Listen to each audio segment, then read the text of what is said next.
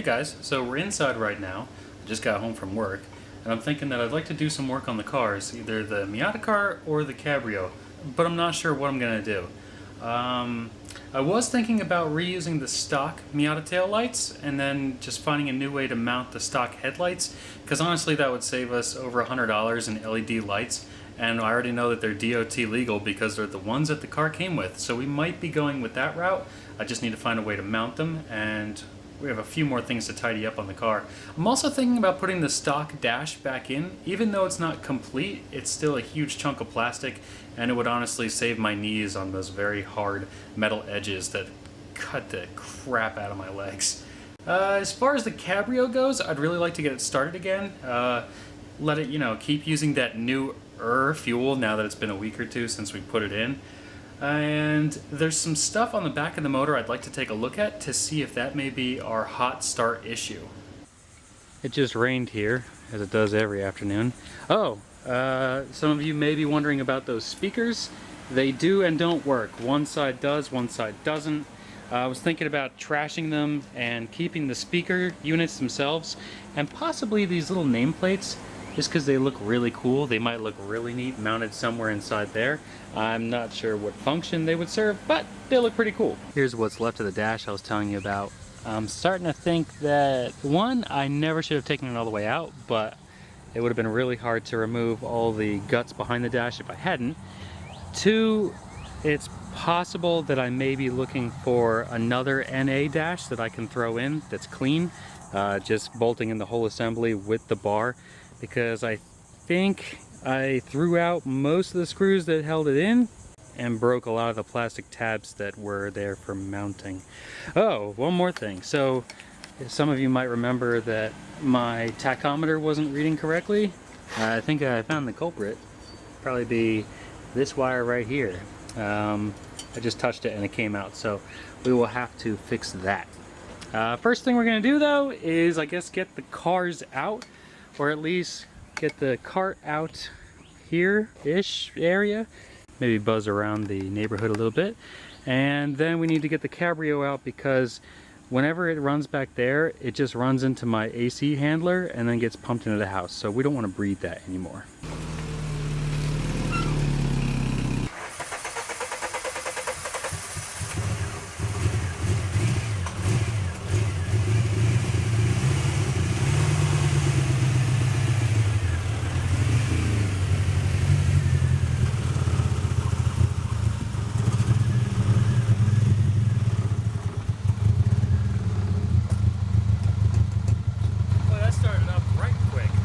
I imagine you guys heard it on the camera, even though it was pretty far away. It wanted to start like immediately, and then the second time I had to give a little bit of gas. Definitely not the most smooth engine, but boy, it did fire right up. Alright, so I found that spot behind the engine. I'm gonna try and get you guys in there. So that pipe coming out of the back of the exhaust manifold, I imagine that's for cold starts. Getting a little bit of heat back up into the intake, but I don't have that pipe connection anywhere. I can actually hear a fuel pump running in the back now, and I know that in my logs it says that a new fuel pump was installed, so... Oh, she's stumbling again. Well, not a whole lot of success there. Since we were so lazy on the Cabrio, I decided to throw in the Miata dash and remount the gauge cluster. So I plugged it all in, and it looks so much better. We definitely have to find another NA Miata dash. And it's a shame, because this one was in really nice condition when I didn't destroy it. But as far as protection goes, that looks so much better. Plus the cluster shroud and everything, I might still have them, but I think I destroyed them. But as far as safety goes and not gouging yourself out on those sharp bits, I think that's definitely the way to go. I'm not sure if this is an intended benefit of having a Miata Kart, but it being so light, very easy to push around. So I was just messing around and mocking up, mounting that somewhere. I just wanted you guys to see inside here. Yeah, that's a nice spring boot sitting inside there, all chopped up and whatnot. It's not doing a whole lot of good in there, is it? So I'm a little puzzled. I can't decide whether I want the lights here, but that cut off, Or if I want them mounted a little bit higher, say up here. That's pretty cool. I do like the idea of using the stock tail finisher though. On second thought, maybe I should get some aftermarket taillights. Yeah, I don't know. It's not doing it for me. So I messed around with the tail finisher for a little bit more and I'm spinning my wheels here. I think the best thing that I can do is chop the rest of that off and then see if I can fabricate up a rear bumper. Once the rear bumper's in place, I'll know how low it's going to be, and then I will mount new tail lights to that, which should really finish off the rear end of this car. Also, we need to find another little fart can muffler for this, get rid of all of this, and then put it right in line underneath, so we're not even going to see it coming out the back here. A lot occurs. I don't have nearly enough tools, especially real working tools. Saws and plasma cutters and welders and things like that. So I think right now I'm going to head over to Home Depot, since I have a little bit of time to myself, and see what tools I can find. Just got back from Home Depot and I did get something. Super nice saw from 1955. I believe it's a Craftsman. It's got multiple speeds.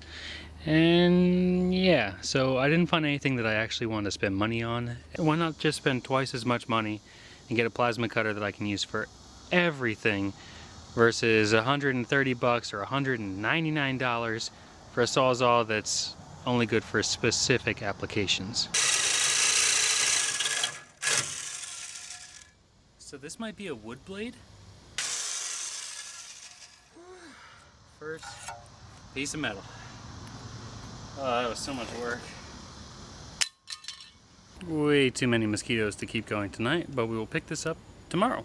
Hey, so it's like a day or two later, and so I haven't bought myself a plasma cutter yet, but I want to. But I want to also really invest some time into looking at the correct rear brake lights that I want to use, because I need to have ones that have turn signals, reverse lights, and normal brake lights built into them. And I'm either thinking something along the lines of, you know, up and down here, which I'll Photoshop in a minute or two, or the puck ones, which would sit like right about here. I weld on a new plate and then run the wires through the channel there.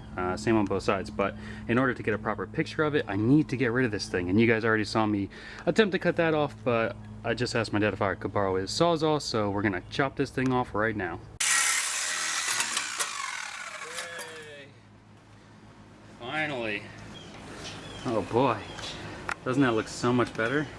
Let's see if we can get the lighting right. Oh yeah, finally, it's the same on both sides. One surprising benefit to doing that, hey, if it's inside my garage now. We'll see, I just ate some dinner and, oh right, we're gonna Photoshop what those brake lights would look like on the back of it. Alright, let's push it out again. This part's super easy. Every time, repeatedly, over and over and over and over and over. I think the back view of this thing is my favorite view. It's what embodies most what I like about it. Minimalist at its best. So on Amazon, we have this type of taillight, and we also have this type of taillight. These seem to be the two most common ones I've been looking at. I'm not sure if they're common for everybody else, but it's what I've been looking at. And if everything goes right, you should see what the first one looks like now. And here's what the second one looks like. Obviously at this point I should have some preference of what I like versus the other, but since it's not right in front of me, I have no clue. Boy, what else can we chop off now that we've got that Sawzall for a hot second? My very simple plan, while I've got you guys here, is to shorten up this whole fuel neck system.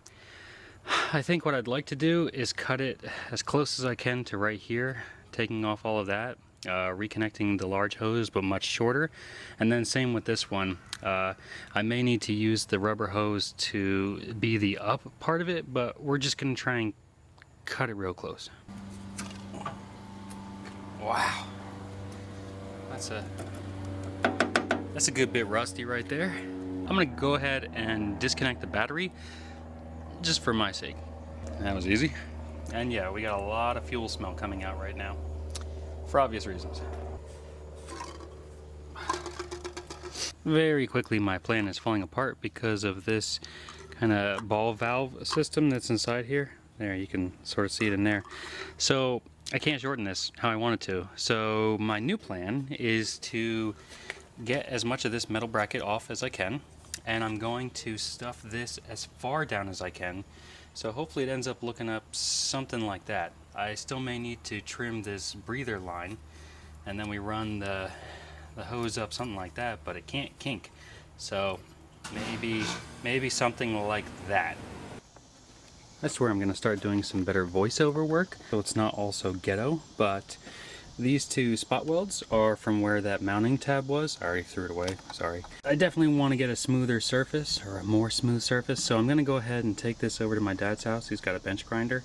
I'm going to go grind them off, and I'll be right back. And as you can see, it took it down, no problem.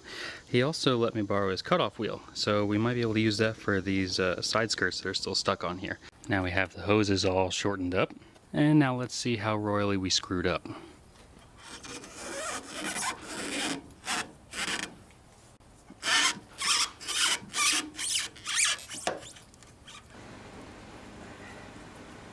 There we go. Mosquito everywhere. And all I got is blood. Oh yeah, baby. That's so much better.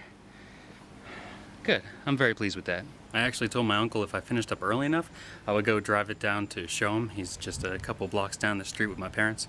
So I figure I'll just go do that real quick, but real quick is going to turn into nighttime, so we will pick this up tomorrow. Wow, that is one terrible looking lens.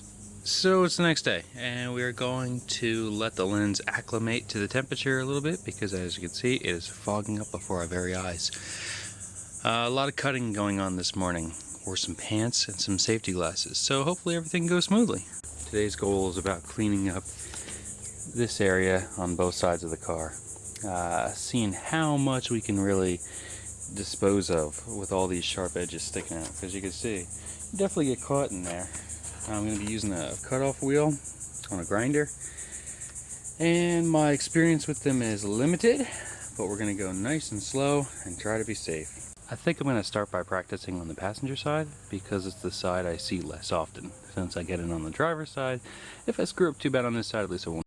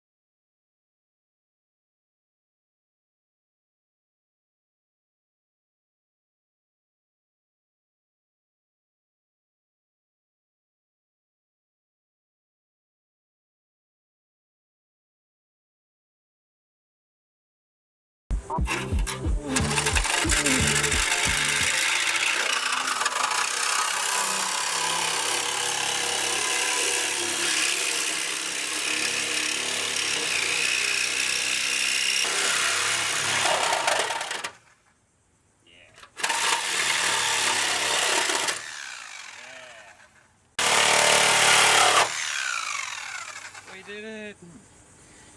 Victory screech! Man, I'm starting to think I should just use the Sawzall for everything. Wow, I should have used it for everything. So in just a matter of 1 hour and 4 pounds of sweat, we went from this to this.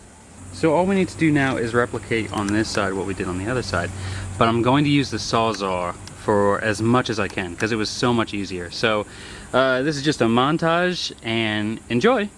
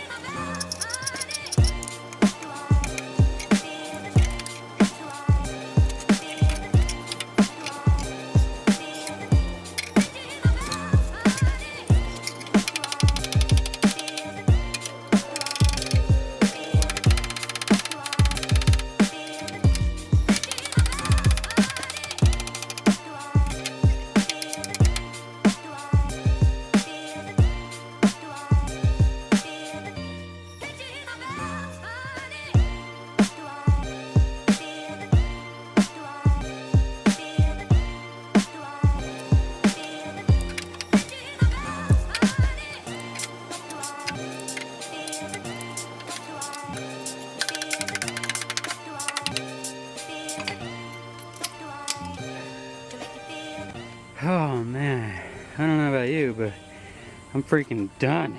And so is the battery in this camera. That's it. That's where we're stopping for today. Anybody who's looking at building a Miata Kart, keep this in mind. At least 2 hours of jerking around, not accomplishing anything. That is gonna be all we have time for today. Tune in next time when hopefully I got some freaking lights on order. Yeah. Thanks for watching. See you later.